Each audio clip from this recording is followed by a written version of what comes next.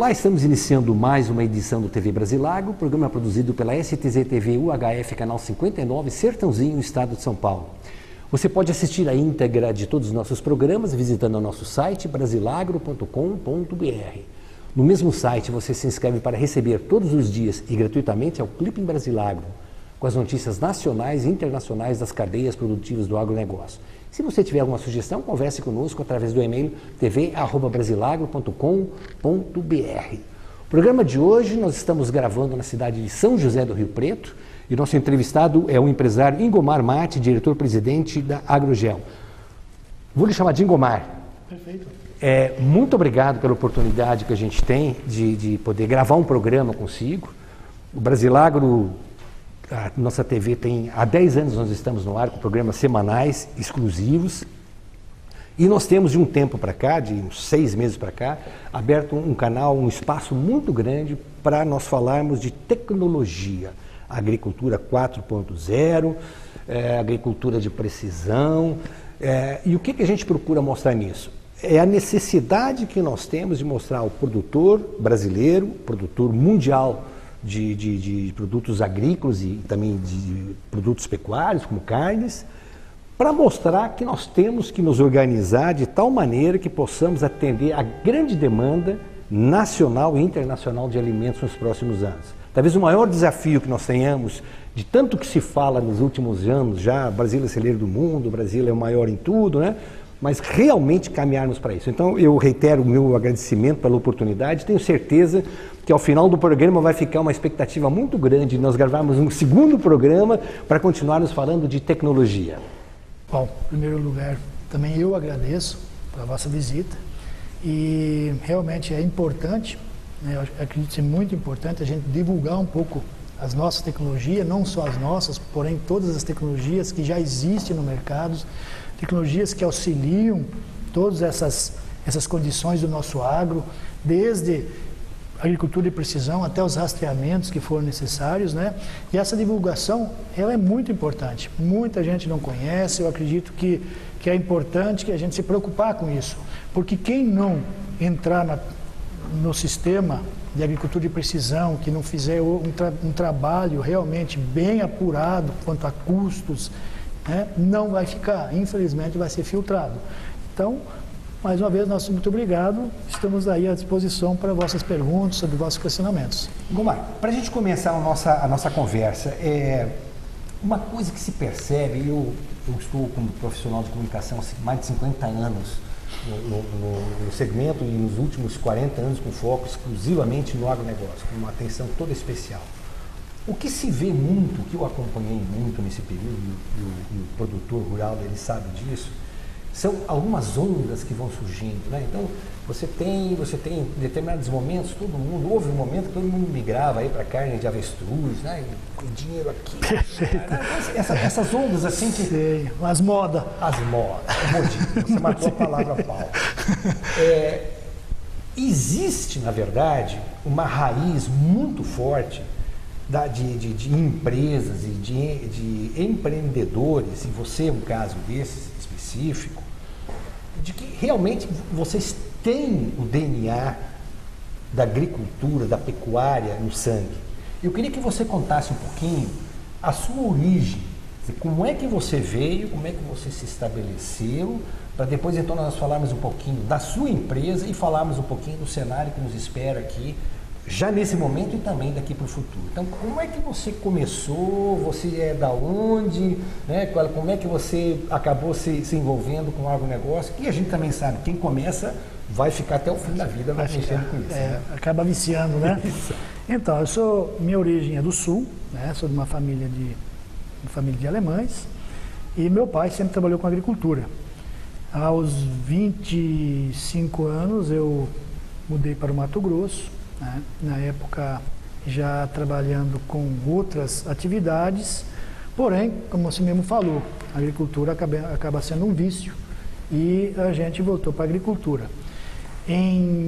Passamos para a região de Rondonópolis, Sapezal, na época do Maggi, né? Do André Maggi, ainda vivo, na época era prefeito, foi o primeiro mandato dele, empossado em Sapezal, e de Sapezal Depois fomos para Sinop.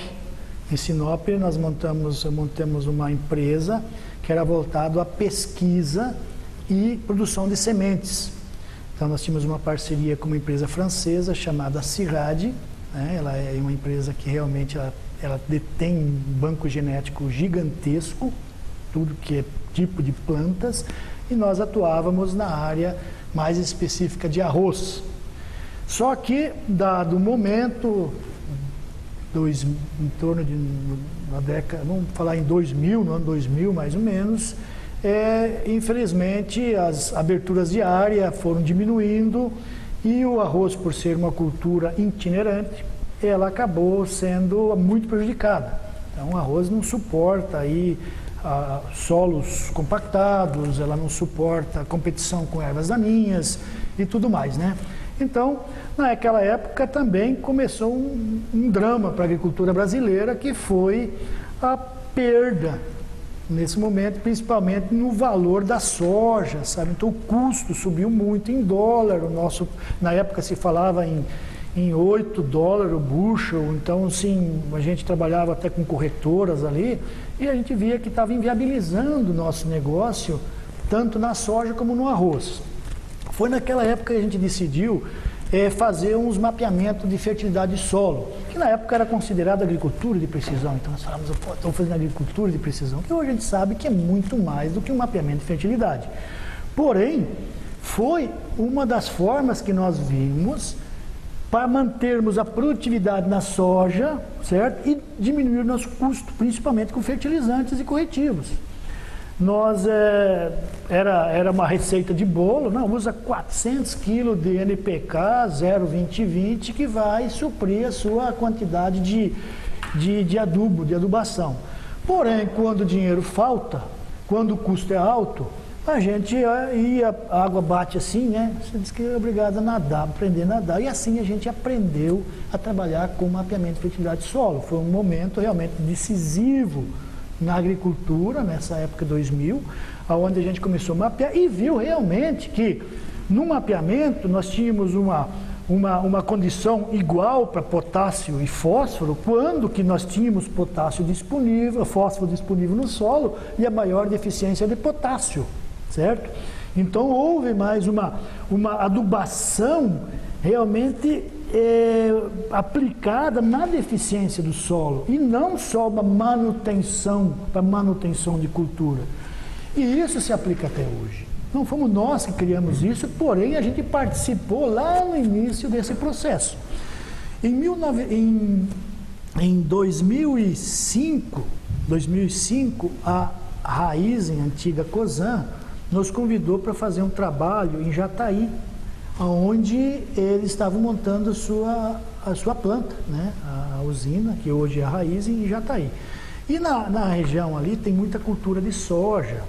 E naquela época, depois já de 5 anos, já o setor da soja, de grãos, já conhecia muito de agricultura de precisão de mapeamento. Porém, a cana ainda não. Aí, na época, o João Sacomano, amigo querido nosso, né, está até hoje na cana, é uma das pessoas mais experientes nesse mercado, nos convidou para fazer um trabalho, junto com o Contiero, que inclusive hoje está aqui na Coruripe, o Zé Carlos Contiero, para fazer um mapeamento de fertilidade de solo, para ver realmente se daria para adaptar uma coisa a outra. E foi realmente algo assim bem legal, foi resultado fantástico. O pessoal abraçou no primeiro ano esse projeto, viu que realmente áreas de soja não precisariam daquela correção, tipo 4 toneladas de calcário e 2 de gesso. Era a receita de bolo para cana, lá para aquela nossa região. Se viu o seguinte, peraí, mas eu estou plantando cana em cima de uma área de soja. Será que eu preciso realmente tanto cálcio, né, através do calcário, magnésio? Não preciso. Tinha áreas que era zero aplicação, não precisava. Quer dizer, economia, racionalização de produtos, né? E tudo isso fez com que a gente fosse crescendo dentro do setor sucroenergético, né? Então, aí 2 anos depois, a gente acabou vindo para São Paulo, com convite de outro empresário, que viu o nosso trabalho já lá na antiga Cosan, E começamos a fazer um trabalho aqui em São Paulo, na região de Bauru, né? E esse trabalho foi feito durante 2 anos, lá se foi montado uma estrutura muito boa, né? Com vários equipamentos de coleta de solo, né? Com quadriciclos já bem customizados para essa atividade, caminhões para aplicação em taxa variável, laboratório de solo, laboratório de óleo lubrificante, enfim. Aí passou-se o tempo e existe namoro, casamento e separação, né? Acabamos separando nossa sociedade e foi aí que eu decidi vir para São José do Rio Preto. Tu me pedisse antes, por que São José do Rio Preto? São José do Rio Preto, para mim, era uma cidade, primeiro, que traz muita condição social, né? Eu acho que é assim, uma cidade magnífica quanto a todos os aspectos, né? Desde segurança, você tem tudo aqui em São José do Rio Preto, um aeroporto, shopping, então assim, essa condição familiar excelente, certo? E também logisticamente. Se nós abrangermos, se nós pegarmos em um raio de 200 quilômetros, nós estamos em Ribeirão, na sua cidade, nós estamos no Mato Grosso do Sul, nós estamos próximo a Presidente Prudente, nós estamos em Goiás, passando por Minas, quer dizer, logisticamente é perfeito. Eu posso visitar um cliente, sair de manhã e voltar no final da tarde, certo? Agora, se eu estiver num extremo, eu sou obrigado a pernoitar para voltar. E nós sabemos que tempo hoje vale ouro, né? Então nós não podemos ficar gastando tempo com correria e deslocamentos. Então um dos motivos de nós estarmos aqui é justamente essa questão de logística.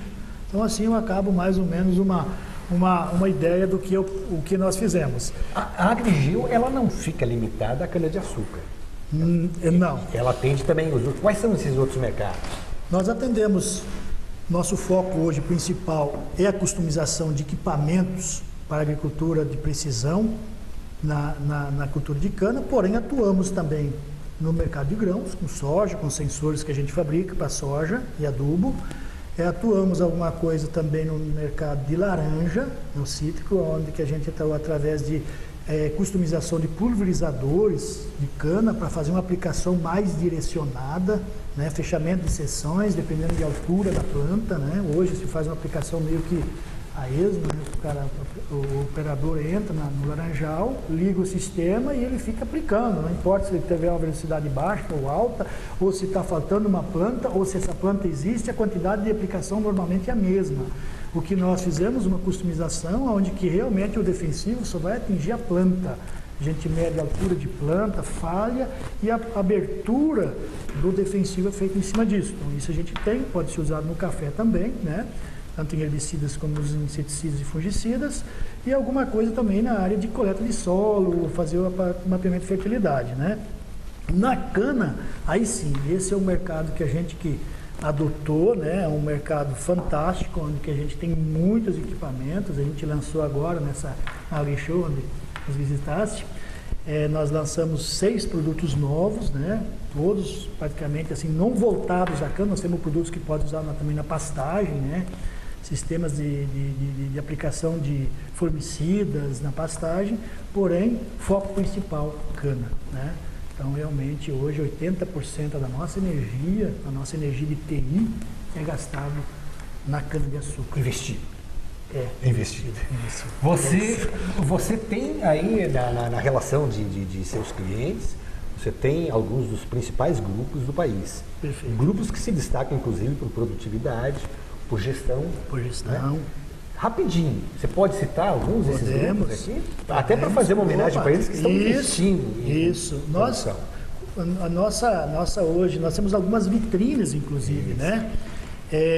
Nós começamos um trabalho há uns 4 anos atrás, 5 anos atrás, na Cururipe, Alta Mogiana, onde a gente levou os primeiros controladores de fluxo customizados para aplicação de NPK, para aplicação nós fizemos um sistema de aplicação de vinhaça com sistemas customizados de GPS, aplicação de calcário, e elas foram nossas vitrines. E se nós pegarmos hoje essas usinas, principalmente essas duas, onde a gente começou nosso trabalho, a Agrigeo, né, que a Agrigeo, na verdade, é uma empresa que a gente já tinha lá em Goiás, ela ficou em stand-by durante a época aqui de São Paulo, depois a gente voltou a retirá-la quando veio para cá.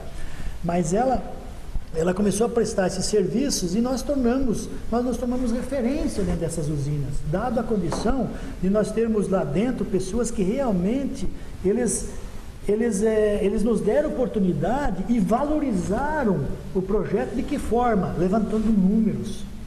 Porque uma coisa é você investir em tecnologia e a outra é você aceitar a tecnologia. Como você aceita? Talvez essa aceitação possa ser, nesse momento aqui, talvez possa ser o principal entrave para que essa tecnologia tenha mais rápido acesso a ela, não é? Perfeitamente. Inclusive, nós comentamos antes, uma das minhas grandes lutas é a customização. Eu não tenho nada contra as empresas multinacionais que trazem equipamentos que são fabricados para os americanos, para os alemães, para os franceses, né? Mas nós temos uma condição de cultura diferente, de clima diferente. Então, quando nós customizamos e nós prestamos serviço, nós capacitamos o nosso cliente, aí nós temos um cliente que é fiel à nossa tecnologia. E ele vê os números que nós estamos proporcionando para ele. Então, se nós pegarmos grupos, vamos imaginar, eu posso citar aqui a própria Coruripe, que ela baixou um custo que ela tinha, só vamos analisar custo com muda, que a muda custa R$100 por hectare, o custo plantio muda, né? Eles baixaram 16 toneladas para 11, certo? A Bung fez o mesmo, a Ipiranga fez o mesmo, a Alta Mogiana, a Delta, as usinas aqui, Santo Ângelo, BP, a BP em Goiás, as 3 unidades deles esse ano foi um dos maiores cases, foi justamente investimento na área de plantio, onde a gente realmente tem uma tecnologia totalmente diferenciada do que existe no mercado. Você tem uma ideia, aqui próximo a gente, o Sidney Colombo, da usina Colombo, ele comprou equipamentos novos, plantadoras novas, a gente automatizou as plantadoras dentro da própria fábrica, certo? Por exigência dele, porque ele já testou o nosso sistema ano passado, ano retrasado, e teve resultados fantásticos, melhores do que esses que vem embarcado na própria tecnologia da plantadora. Então, isso fez o quê? Não é só dinheiro, é a satisfação de você ver o cliente satisfeito, né? E nós utilizamos, né, essa nossa verba aí que nós ganhamos, a gente reinveste em tudo em tecnologias. Por isso que a gente está lançando tanta tecnologia nova. E a tecnologia verde e amarela desenvolvida aqui pelo seu grupo de colaboradores. Perfeito. Hoje nós temos 11 pessoas diretamente ligadas à TI. Nós fabricamos desde a placa, temos até impressora 3D para aquela peça que não existe no mercado que a gente tem que fazer, a gente usa impressora 3D, CNC, nossa, para fazer a pecinha, para muitas vezes você fazer uma placa que não existe, um sistema que não existe. A partir dali depois a gente terceiriza alguma coisa. Mas placa, software, hardware, a gente fabrica aqui dentro, cabo, chicotes, sensores, né?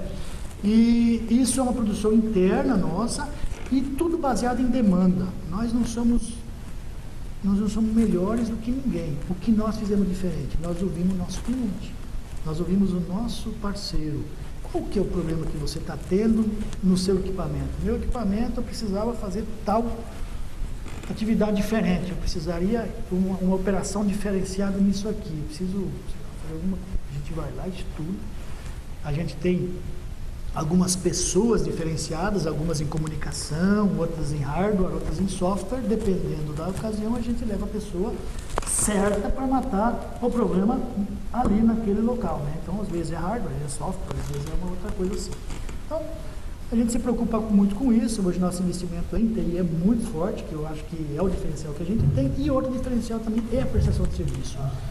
Nesse momento, você que está trazendo essas soluções inovadoras aqui para o setor de cana, mas também café, também laranja e outros segmentos do agronegócio, como é que você conceitua daquilo que você já consegue enxergar para o setor da cana especificamente, como é que está a tecnificação? Ou seja, E como é que o produtor de cana brasileiro ele está usando essa tecnologia? Ele é uma tecnologia incipiente? É uma tecnologia já que não tem mais volta? Ela está implantada? Quem fica com ela vai crescer? Quem não adotar essa tecnologia fica para trás? Perfeito. Como é que você enxerga isso? É uma rota de colisão.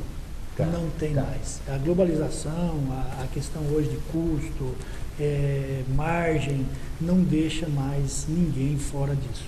Vamos citar exemplos. Nós temos produtores utilizando 22 toneladas de cana para plantar um mesmo hectare que outros usam 11. Nós estamos falando em R$1.000 de diferença. R$1.000 pode ser a margem de lucro desse produtor.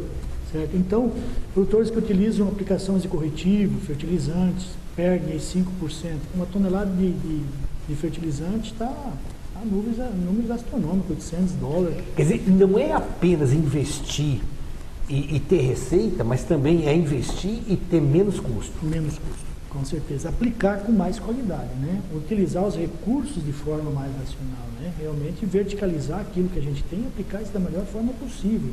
Porque dados, números nos mostram que tecnologias mesmo, muitas vezes custando aí 40, 50, 60 mil reais, o payback disso se dá em 2 meses, 1 mês e meio.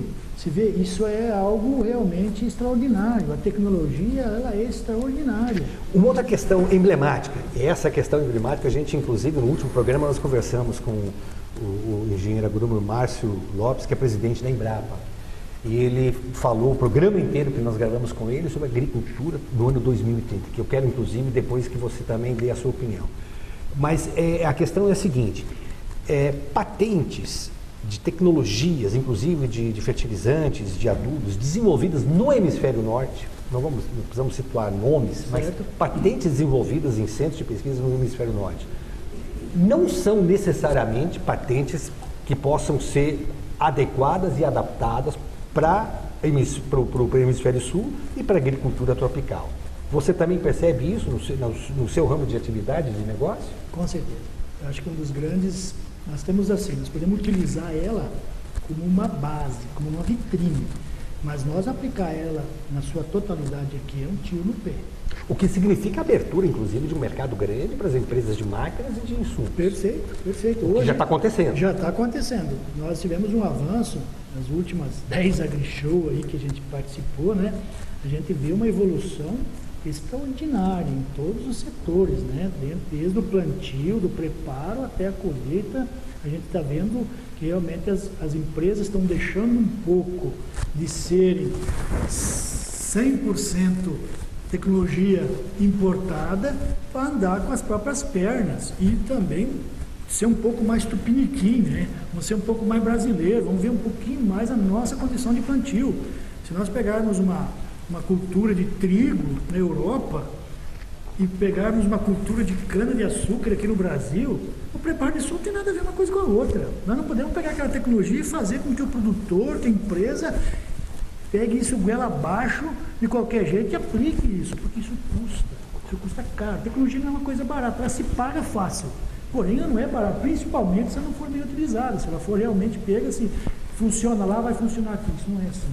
Eu estou há muitos anos trabalhando nessa área de tecnologia, a gente vê muita loucura assim, que é feita, e as empresas apostam em tecnologias que se dão bem lá fora e acabam não dando tão certo aqui.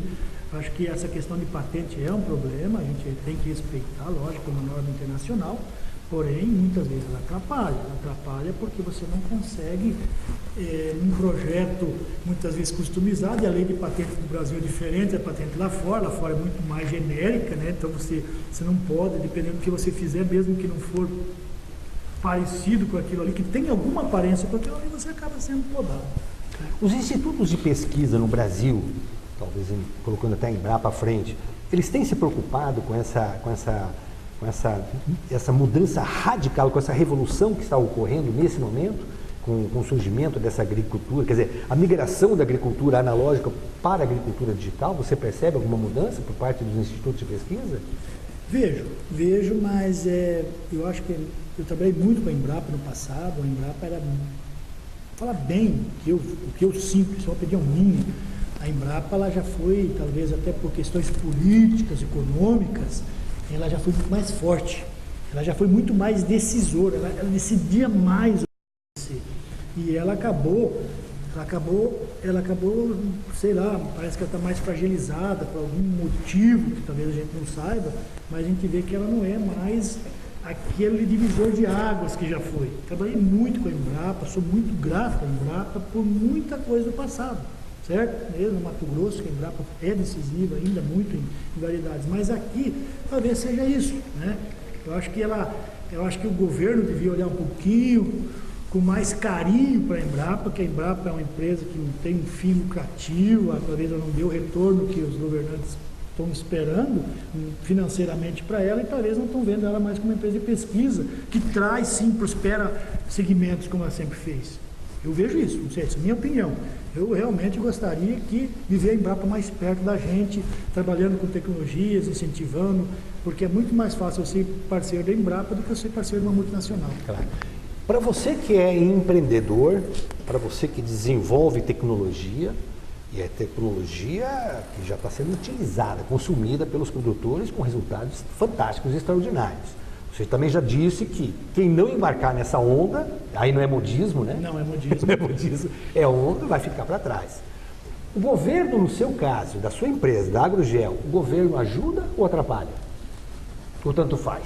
Olha, hoje como a gente trabalha no setor bem privado, diria assim, não ajuda muito. O governo do estado de São Paulo tem algumas linhas de crédito do Invest São Paulo que poderiam ser utilizados, né? A gente não utilizou ainda, mas é para a área de pesquisa. Eu vejo que o estado de São Paulo mesmo está mais interessado em investimento em pesquisa, né? Mas falando em governo e economia, tem esses problemas aí de aumento de dólar, aí as empresas seguram um pouco, porque elas compram os fertilizantes em dólar, vendem o açúcar muitas vezes aqui no mercado interno em real, cruza a moeda, isso tudo é prejudicial.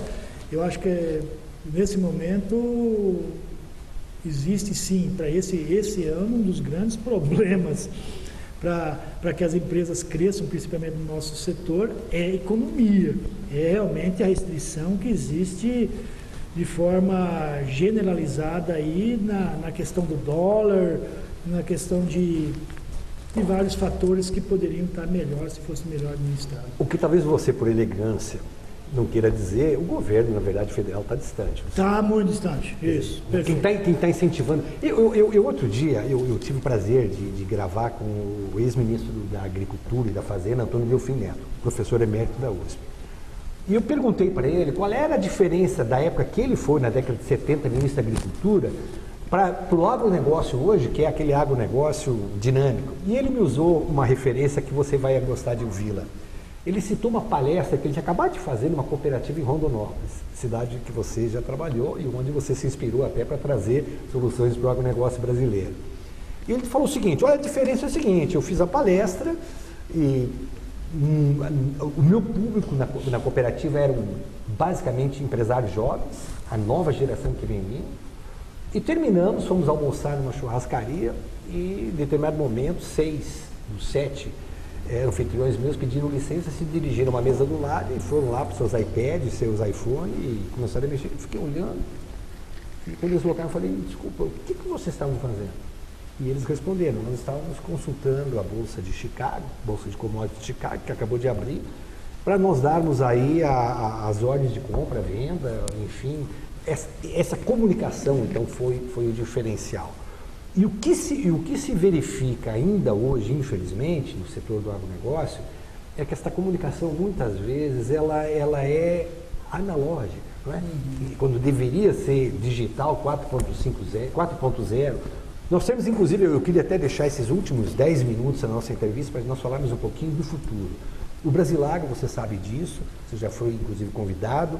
O Brasilagro promove no próximo dia 18 de setembro, no Hotel JP em Ribeirão Preto, junto com o apoio da Exalc Tech e com o apoio também da ABAG, Associação Brasileira do Agronegócio, um fórum Brasilagro Digital 5.0. Nós estamos avançando um pouquinho mais. E estamos lançando também o ranking da inovação do agronegócio brasileiro. o que se procura? Se procura exatamente num dia, não dá para estender isso muito, porque o empresário que tem a sua atividade ou no campo, ou na indústria, ou no comércio, ou no serviço, ele tem que estar presente no negócio dele. Não pode ficar distante 3, 4 dias, né? Porque isso vira uma festa e de prático não tem nada. É mostrar, a partir de 2030 até 2050, qual é a demanda dos mercados internacionais para os produtos do agronegócio brasileiro. Tivemos aí o depoimento já do professor Maurício Lopes, presidente da Embrapa, mostrando o que a Embrapa enxerga de futuro aqui. E eu queria ouvir da sua experiência, o que você enxerga para 2030 e vamos dar um pulinho também um pouquinho para 2050. Nós temos que produzir mais, melhor, a um custo menor. Não dá para também ficar nessa briga ideológica, Amazônia, Pantanal. Ninguém vai produzir agricultura, nem pecuária no Pantanal, nem mais no Amazonas. Né? Quer dizer, a gente ouve, a todo momento surge sempre alguns modismos. Olha, vamos produzir. Agora mesmo o Senado Federal criou uma comissão lá para discutir plantio de cana-de-açúcar no Amazonas. Olha, o professor Roberto Rodrigues tem nos ensinado. Cana-de-açúcar é um bambu. Um bambu, ele precisa, num momento de água e depois ele precisa de sol. E a Amazônia chove o dia todo. Quer dizer, não dá para avançar nesses modismos que depõem contra a agricultura. Então, eu queria lhe ouvir agora, 2030 e depois um pouquinho 2050. O que a agricultura e a pecuária nossa vão precisar para poder atender os mercados internacionais? Também, se não atender, vamos ter outras soluções aí de fora, né? Primeiramente, nós temos que melhorar, nesse primeiro passo, digamos assim, temos que melhorar a questão de gestão. Nós estamos perdendo muito, escapando muito dos nossos dedos, certo? A questão de comunicação, fazenda, né? Ter ali uma plataforma que realmente me atenda. E aí nós vamos avançando. Eu acredito que daqui a 3, 4 anos, a inteligência artificial já esteja presente com força, tá? E se desenvolvendo em realmente não ter mais nenhum tipo de problema quanto a desperdício de fertilizantes, corretivos, perda de sementes. Então, tudo se baseia, eu acredito que nós, em 2030, o homem interfira pouco no plantio e na colheita. Isso realmente vai ser conduzido de uma forma totalmente tecnológica, aonde que vai se medir não em percentuais de 10 em 10%, mas isso em percentuais mínimos, perdas e possibilidades de ganho. Então, quando se fala de uma placa de inteligência artificial, a gente já trabalha hoje em pesquisa, a gente tem placas aqui buscando principalmente visualização de plantas e interpretações de sintomas, essas coisas assim. Então, 2030, eu acredito que o homem vai muito pouco para o campo. Eu acho que tudo vai ser monitorado, a gestão vai ser realmente internalizada dentro de escritórios e nós vamos precisar verticalizar o que nós temos hoje de produtividade. Então, essa questão, como a planta aqui no hemisfério sul absorve nutriente, um pouco diferente talvez lá do hemisfério norte. Que tipo de adubo nós temos que usar? Nós vamos começar a trabalhar com agricultura de precisão. Hoje se fala em agricultura de precisão, mas é muito macro. Se faz muita bobagem ainda achando que está se praticando agricultura de precisão. A precisão, ela começa a acontecer no momento que você para de perder e ganha, né? E esse perde e ganha, por enquanto, não está muito claro ainda. Tem muita empresa perdendo. Existe, se nós compararmos, vamos comparar no mercado de cana-de-açúcar, usinas produzindo 115 por hectare e outras produzindo 70, 60. O que nós vamos ter em 2030?